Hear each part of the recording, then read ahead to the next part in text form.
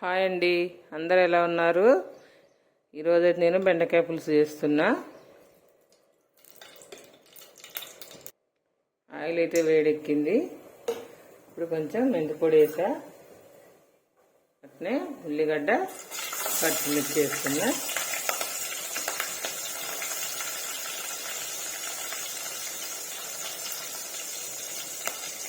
కొంచెం అల్లంని ఇలా చిన్న చిన్న ముక్కలుగా కట్ చేసినండి, పేస్ట్ వేయకుండా ఇలా వేస్తున్నా. అట్లనే ఎల్లిపాయలు కూడా ఇలా చిన్న చిన్న పీసుల్లాగా కట్ చేసిన.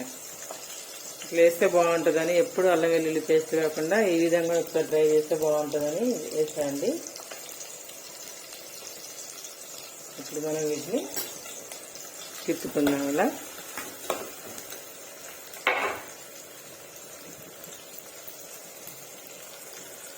కొద్దిగా పసుపు అయితే వేసుకుందాము. కొద్దిసేపు ఇలా కొద్దిగా దోరగా అయ్యేంత వరకు వేయించుకుందాము.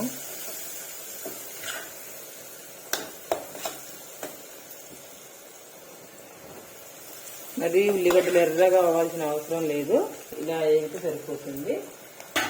ఇప్పుడు మనం కట్ చేసి పెట్టుకున్న బెండకాయ ముక్కలు అయితే వేద్దాము. ఇలా అంగళం పొడుగు కట్ చేసుకోవాలి. పులుసుకు బాగుంటుంది ఇట్లా కట్ చేసుకుంటే.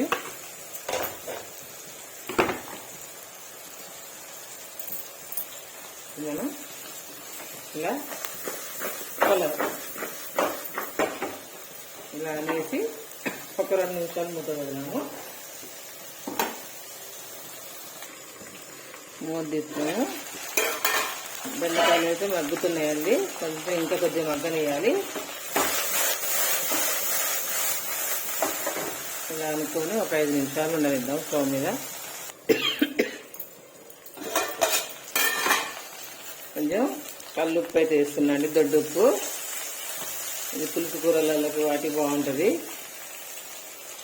అట్లనే కారం వేస్తున్నా, ఒక స్పూనున్నర. ఇప్పుడైతే చింతపులుసు పోస్తున్నా. ఒకసారి కలుపుకున్నాం ఇలా అన్నీ.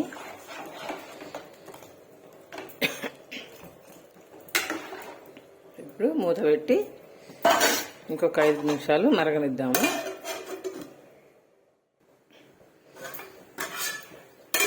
మంచిగా మరుగుతుంది. ఇప్పుడైతే జీలకర్ర పొడి వేసుకుందాం కొద్దిగా. ఆల్రెడీ ముందు మెంతుల పొడి వేసాం కదా, ఇప్పుడు జీలకర్ర పొడి వేసిన. అట్లనే ఒక స్పూను ధనియాల పౌడర్ వేస్తున్నా. ఇప్పుడు వీటిని కలుపుకొని పక్క స్టవ్ మీదకి మారుస్తున్నా. ఇంకో కూర చేస్తా అండి, ఎండి రొయ్యలు చుక్క కూర కలిపి కూర వండుతున్నా. ఈ లోపల ఇది పక్కగా పెట్టుకుందాము. పక్క స్టవ్ మీదకి మారుస్తున్నా. ఇప్పుడు ఆయిల్ వేస్తున్నా. జీలకర్ర ఆవాలు వేసుకుందాము. ముందుగా ఇది కొద్దిగా చిటపటలు ఆడాలి.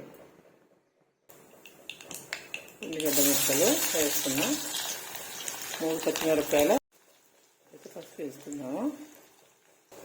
ఇప్పుడు మనం ముందుగా ఈ రొయ్యని శుభ్రం చేసుకుని వేడి నీళ్ళల్లో అయితే నానబెట్టాను. ఇలా తెల్లగా అయిపోయినాయి. ఎంత మంచిగా అయినాయి చూడండి, ఫ్రెష్గా. ఇలా పిసుక్కొని వాటర్ అంతా ఇలా వేసుకోవాలి. ఒకసారి అయితే కలుపుకుందాం ఇలా. ఓకే,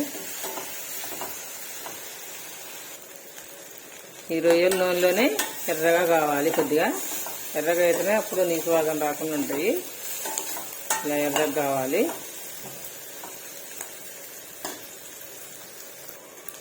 ఇప్పుడు ఒక టమాటా వేసుకుందాము. ఇప్పుడు దాని మీద కొద్దిగా ఉప్పు చల్లితే టమాటా తొందరగా మగ్గుద్ది. ఇలా మూత పెట్టుకుందాము ఒక 2-3 మినిట్స్. ఓకే, టమాటా కూడా మగ్గిపోయింది. కలుపుకుందాం ఒకసారి.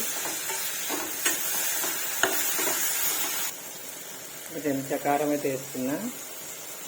ఇప్పుడు దీన్ని కలుపుకొని చుక్క కూర వేసుకున్నాము. చుక్క కూర ఎండి రొయ్యలు చాలా బాగుంటుందండి, రుచిగా కూడా. చుక్క కూర పుల్లగా దొరుకుతుంది. ఇప్పుడైతే కడిగి శుభ్రం వేసుకొని పెట్టుకున్న చుక్క కూర అండి.